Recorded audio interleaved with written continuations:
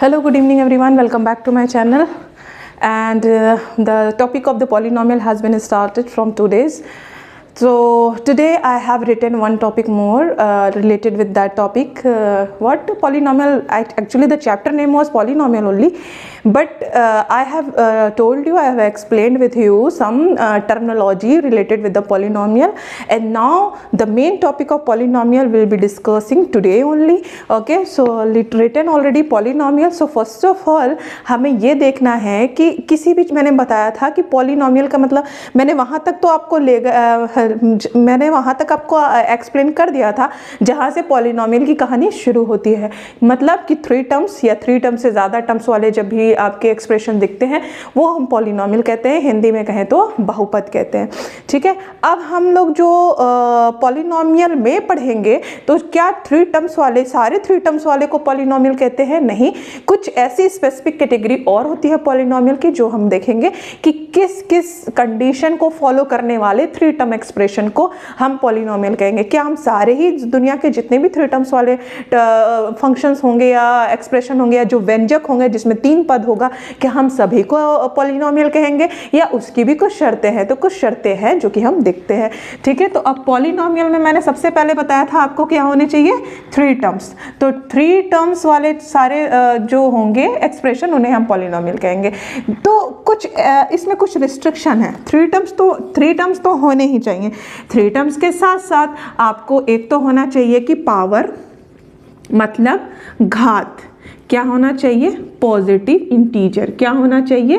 Positive integers. क्या होने चाहिए? Positive integers. ध्यान से सुनिएगा, पहले तो पॉजिटिव होना चाहिए, ऊपर से इंटीजर होना चाहिए। इंटीजर मतलब 1 2 3 -1 1 2 3 होने चाहिए। 0 हो सकता है, 1 2 3 हो सकता है, लेकिन माइनस नहीं हो सकता और ना ही इम्परफेक्ट नंबर हो सकता है। इम्परफेक्ट मतलब फ्रैक्शन भी नहीं हो सकता। इंटीजर में क्या फ्रैक्शन आते हैं? I have explained with you the number system in the first class of number system ना। So if you have not seen till now, you just go and see that what is the integer and what is the set of integer and which types of number including in the integer set। किस किस तरह के number हमारे integer set में आते हैं। अगर ये आपको नहीं पता तो आप जाके मेरी पिछली वीडियो को जरूर देखिएगा। आप जब किसी चीज को कॉन्सेप्ट से पढ़ना चाहते हैं ना तो आपको थोड़ा सा टाइम आपको अपनी स्टडी पे देनी होगी। हम क्यों आपको कह रहे हैं कि आपको उस वीडियो को देख लेना चाहिए। हालांकि इंटीजर में यहाँ पे थोड़ा सा शॉर्ट बता देते हैं कि इंटीजर मतलब सारे पॉजिटिव सारे नेगेटिव विथ 0। ठीक है, लेकिन मैंने पॉलिनोमियल की कंडीशन लिखी है कि पावर यानी घात में पॉजिटिव इंटीजर होने चाहिए। मतलब घात में एक तो पॉजिटिव नंबर आना चाहिए और दूसरा इंटीजर होना चाहिए। इंटीजर मतलब 1 2 3 हो सकता है, नेगेटिव तो लेना नहीं क्योंकि इंटीजर में आपके नेगेटिव्स भी हैं, लेकिन नेगेटिव्स नहीं लेना, आपको लेना क्या है? Positive integer with 0। और किसी के पावर 0 मतलब 1 और 1 भी एक पॉलिनोमियल है। ये अलग बात है कि उसके पास कोई टर्म नहीं, फिर भी वो पॉलिनोमियल की कंडीशन में कांस्टेंट पॉलिनोमियल के केस में आ जाता है। अब सबसे पहला हमने यह पॉइंट पढ़ लिया कि पावर क्या होनी चाहिए, एक तो पॉजिटिव होनी चाहिए, दूसरी क्या होनी चाहिए? इंटीजर होनी चाहिए। अब जैसे सपोज दैट मैंने लिख दिया x² + 1। इसमें कितने टर्म है बच्चों? 1 टर्म एंड 2 टर्म। तो इसमें टोटल कितने टर्म हो गए? 2 टर्म। कितने टर्म हो गए? 2 टर्म। तो 2 टर्म वाले पॉलिनोमियल को हम क्या कहते हैं? बायनोमियल। क्या कहते हैं? बायनोमियल है। तो ये भी पॉलिनोमियल की कंडीशन में आएगा। हालांकि ये पॉलिनोमियल का एक्सप्रेशन दिख रहा है, लेकिन ये किस कंडीशन में आता है? बायनोमियल, क्योंकि 2 टर्म्स वाले को हम क्या कहते थे? बायनोमियल। अब आप देखिए पावर में क्या है? 2 भी है, पॉजिटिव भी है और इंटीजर भी है, मतलब पॉजिटिव इंटीजर है। इसका मतलब ये पॉलिनोमियल की केस को फॉलो करता है। लेकिन अगर मैंने x के पावर 2/3 और प्लस y लिख दिया, क्या ये पॉलिनोमियल है? अच्छा हाँ, एक चीज और बतानी थी। मान लीजिए 2 लिख दिया। अब x के पावर में मैंने 2/3 लिख दिया और +2 लिख दिया। तो x के पावर में 2/3, क्या 2/3 हमारा इंटीजर की कैटेगरी में आता है? भाई 2/3 हमारा इंटीजर होता है क्या ये इंटीजर होता है? नहीं होता। और अगर ये इंटीजर नहीं होता तो मैंने घात में क्या लिखा है? पॉजिटिव। पावर में क्या होने चाहिए? Plus positive integer. और जब ये 2/3 इंटीजर है ही नहीं तो इसका मतलब ये हमारा पॉलिनोमियल नहीं हो सकता। ठीक है, और पॉलिनोमियल की एक और कंडीशन थी, यहाँ हम आपको बता देते हैं। पहला तो आपका ये पॉइंट होना चाहिए कि पावर जो घात है वो पॉजिटिव इंटीजर होना चाहिए। और दूसरा मैंने ये लिख दिया कि जो पॉलिनोमियल का वेरिएबल होगा ना, जो पॉलिनोमियल आपका जिस वेरिएबल में होगा तो वो एक ही वेरिएबल होने चाहिए। वेरिएबल कितने होने चाहिए? 1। मतलब अगर कोई एक्सप्रेशन है तो उसमें 1 वेरिएबल होना चाहिए जो कि आपके सिलेबस में है। ऐसा नहीं कि अगर 2 वेरिएबल वाला एक्सप्रेशन दिख रहा है और वो पॉलिनोमियल के घात वाली कंडीशन तो सेटिस्फाई कर रहा है लेकिन वो पॉलिनोमियल नहीं होगा। अगर हम ऐसे लिख दें कि xy + 5 तो क्या ये पॉलिनोमियल है? हाँ है, बट इन 2 वेरिएबल है जो कि आपके सिलेबस में नहीं है। 9th-10th के बच्चों को जो पॉलिनोमियल पढ़ना है वो 1 वेरिएबल पढ़ना है, 2 वेरिएबल्स का नहीं पढ़ना है फिलहाल। 2 वेरिएबल्स के पॉलिनोमियल ग्रेजुएशंस में आते हैं। जब बच्चा आफ्टर 12th जब वो मैथ से पढ़ना चाहता है तो दे हैव टू स्टडी, उन्हें पढ़ना है, आपको नहीं। इसलिए इस पे हम चर्चा ही नहीं करेंगे। जो आपके सिलेबस में है नहीं तो इसको, ये ग्रेजुएशन की चीज़ है, मतलब बहुत दूर की चीज़ है, तो आपको पढ़ने की दूर दूर से भी ज़रूरत नहीं। तो हमारा पॉलिनोमियल की पहली कंडीशन हो गई कि पावर मतलब घात पॉजिटिव होने चाहिए और एज वेल एज इंटीजर होना चाहिए, और जो पॉलिनोमियल को जो वेरिएबल है ना वो 1 होना चाहिए। मतलब पॉलिनोमियल में सिर्फ एक वेरिएबल होना चाहिए, 2 वेरिएबल नहीं होना चाहिए। अगर मैंने ऐसे लिख दिया तभी आपका 9th क्लास का पॉलिनोमियल वो कहलाएगा।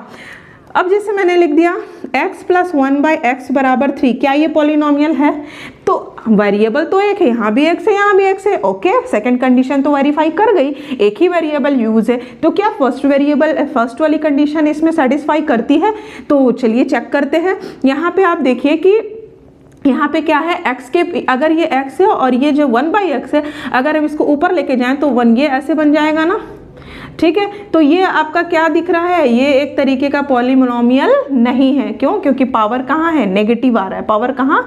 नेगेटिव आ रहा है। अगर हम ऐसे लिख दें x + 1/x² - 2 = 3, क्या ये पॉलिनोमियल है? अब देखिए ये जो x नीचे था ये ऊपर जाएगा तो माइनस में x बन जाएगा, तो ये तो पॉलिनोमियल नहीं था, ठीक है। लेकिन इसमें देखिए x अब प्लस, अगर ये ऊपर जाएगा तो x² 2 = 3, तो ये तो देखिए पावर में पॉजिटिव हो गया ना, तो ये तो पॉलिनोमियल है।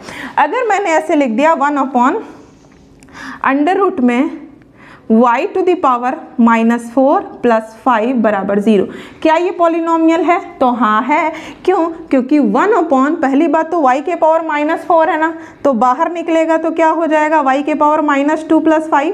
अब आप सोचोगे माइनस रूट बाहर आता है भाई, पावर की चीज़ें माइनस प्लस का मतलब नहीं होता। अगर किसी रूट के अंदर पावर में माइनस प्लस है तो नो प्रॉब्लम, लेकिन नंबर जो न्यूमेरिकल नंबर्स होते हैं 1 2 3 वो माइनस होगा तो इमेजिनरी नंबर हो जाएगा। अगर कोई संख्या रूट के अंदर है और उस वेरिएबल के पावर में माइनस है तो नो वरी, वो संख्या बाहर निकल सकती है अगर वो पेयर में है। जैसे ये y⁴ -4 है तो ये बाहर y⁴ -2 आ सकती है। अब नीचे y⁴ -2 है तो ऊपर चली जाएगी तो क्या होगा? प्लस हो जाएगा। अब देखिए ये पॉलिनोमियल की कंडीशन को सेटिस्फाई कर रही है ना। y⁴ 2 क्या है? पॉजिटिव इंटीजर, और क्या है? एक ही वेरिएबल है। पूरे फ्रैक्शन, पूरे एक्सप्रेशन में सिर्फ y दिख रहा, तो इसका मतलब ये पॉलिनोमियल की कैटेगरी को फॉलो करता है। तो पॉलिनोमियल पहचानने के 2 तरीके, पहला पावर में पॉजिटिव इंटीजर होना चाहिए और दूसरा वेरिएबल सिर्फ एक ही यूज होने चाहिए। अगर 2 वेरिएबल यूज होगा तो वो पॉलिनोमियल नहीं होगा, और अगर पावर में नेगेटिव्स होंगे या फ्रैक्शन नंबर होगा तो वो भी पॉलिनोमियल नहीं होगा। तो बहुत सारे बच्चे ये वाली कंडीशन तो भूल ही जाते हैं कि पावर में बस वो देख लेते हैं नेगेटिव है, हाँ है, अगर है तो पॉलिनोमियल कहते हैं नहीं। अगर क्वेश्चन ऐसे दे दिया 1/x + 3 - 5, ठीक है, ये पॉलिनोमियल है कि नहीं है? अब देखिए, अब +6 कर दिया और बराबर 0 कर दिया। अब ध्यान से समझिएगा, अब 1/, अब बच्चे क्या करते हैं? सीधे नेगेटिव देखते हैं और बोलते हैं पॉलिनोमियल नहीं है। तो आपको थोड़ा सा सॉल्वेबल कंडीशन में जाना होगा। अगर आप सिर्फ रट के कर लेंगे कि हाँ माइनस पावर में दिखा तो वेरिएबल नहीं है, तो भाई ये भी तो देखिए वो माइनस कहाँ है, नीचे डिनोमिनेटर में है या न्यूमरेटर में है। अगर न्यूमरेटर में माइनस है, अंश में माइनस है, तो वो पॉलिनोमियल नहीं हो सकता, कभी नहीं हो सकता। लेकिन अगर डिनोमिनेटर में किसी वेरिएबल पे माइनस चढ़ा हुआ है तो वो ऊपर जाके पॉजिटिव हो जाएगा, और अगर ऊपर जाके पॉजिटिव हो जाएगा तो वो पॉलिनोमियल हो जाएगा। तो x + 3 के पावर -5 है, जब ये ऊपर जाएगा तो x + 3 के पावर +5 हो जाएगा, तो ये हो गया ना पॉलिनोमियल। 5 क्या? एक पॉजिटिव इंटीजर है और पूरे फ्रैक्शन में आपको x ही दिख रहा है, मतलब पूरे एक्सप्रेशन में सिर्फ एक ही वेरिएबल है, तो दोनों कंडीशन फॉलो करता है और ये एक पॉलिनोमियल है। ठीक है, तो आपका जो पहला चैप्टर है पॉलिनोमियल का, उसमें यही चेक करना है कि कौन पॉलिनोमियल है और कौन नहीं है। तो आई होप कि आपको ये इजी होगा चेक करने में। मैंने हर तरीके की कंडीशन बता दी। अब दूसरा क्वेश्चन आपको मिलेगा कोफिशिएंट से रिलेटेड। क्या मिलेगा आपको? कोफिशिएंट। कोफिशिएंट मतलब हिंदी में होता है क्या? गुणांक। अब गुणांक क्या होता है? गुणा प्लस अंक, मतलब अंक में जो गुणा होगा ना वही कहलाएगा आपका कोफिशिएंट। गुणांक, गुणांक को अगर आप इसको थोड़ा सा संधि विच्छेद करिए तो गुणा प्लस अंक, यही ना, मतलब अंक में जो गुणा लगा होगा या गुणे में जो मल्टीप्लाई करके जो भी अंक लिखा होगा वो उसका कोफिशिएंट कहलाएगा। जैसे मैंने लिख दिया 3x, ठीक है, तो x क्या है? एक वेरिएबल, और इसमें कौन सा अंक मल्टीप्लाई है? 3, तो x का गुणांक क्या कहलाएगा? 3, मतलब 3 इंटू एक्स लिखें तो x का कोफिशिएंट 3 और 3 का कोफिशिएंट क्या कहलाएगा? x। अगर मान लीजिए क्वेश्चन में ऐसे दे दिया xy², क्वेश्चन आपको दिया xy², अब क्वेश्चन में पूछता है कि कोफिशिएंट ऑफ y², तो आप ध्यान से देखिए, y² को कोफिशिएंट पूछा है तो y को छुपा लीजिए, बचा क्या? x, तो आंसर क्या हो जाएगा आपका? x, ठीक है। और अगर क्वेश्चन में आपको ऐसे पूछ देता है, सपोज दैट xy² में पूछा कोफिशिएंट ऑफ x, अब किसका कोफिशिएंट पूछता है? x, तो x को छुपा लीजिए, क्या बचा? y²। जिसका कोफिशिएंट पूछता है उसको छुपा लीजिए, उसको हाइड। अगर x का कोफिशिएंट पूछता है तो x को छुपाएंगे, जो बचेगा x का कोफिशिएंट। अगर y² को कोफिशिएंट पूछता है तो y² को छुपा लीजिए, जो बचता है वो y² का कोफिशिएंट, क्या बचा? x, तो x क्या होगा? y² का कोफिशिएंट। अभी तो सिंपल सिंपल पूछा, थोड़ा सा कॉम्प्लेक्स कर दिया। तो अब जैसे मान लीजिए इसी क्वेश्चन में आप लिखते जाइएगा, नोट्स जरूर बनाइएगा। अगर xy² में क्वेश्चन पूछ दिया कि कोफिशिएंट ऑफ xy, अब देखिए ध्यान से, इस क्वेश्चन में पूछ दिया कि xy का कोफिशिएंट क्या है, तो सबसे पहले xy² लिखेंगे और x इंटू y लिख दिया, तोड़ के लिख दिया। हमें किसका कोफिशिएंट पूछा है बच्चों? xy का, तो एक x और एक y दोनों को छुपा लीजिए, क्या बचा? y, तो xy का कोफिशिएंट क्या आया? Answer y। Are you getting my point? And I think you are getting. अगर if you are not getting, so you just have to try and see this video 2 times. Okay? And the next point is what? अगर मान लीजिए xy² में coefficient पूछ ले only y का, y² का पूछेगा तो सीधा y को छुपा लेंगे, x आ जाएगा, लेकिन y का पूछा है तो इसको थोड़ा सा तोड़ना पड़ेगा, xy इंटू y। अब किसका कोफिशिएंट पूछा है? y का, तो y को छुपा लेंगे, क्या बचा? xy, तो हो जाएगा क्या? xy। आई थिंक आपको ये चीज़ें समझ में आ रही होंगी। मैंने सारे तरीके आपको एक्सप्लेन कर दिए हैं, कोई चीज़ डाउट के लिए बचेगी ही नहीं मेरी क्लास देखने के बाद इंशाल्लाह। If you will see the video very focusedly then you will not be getting any problem, ठीक है। And the next point is, अगर मैंने क्वेश्चन ऐसे लिख दिया, सपोज दैट मैंने एक क्वेश्चन, आपकी बुक का भी है, एनसीईआरटी में एक क्वेश्चन है, -π/2 x² प्लस x बराबर 0। इसमें पूछा है कोफिशिएंट ऑफ x²।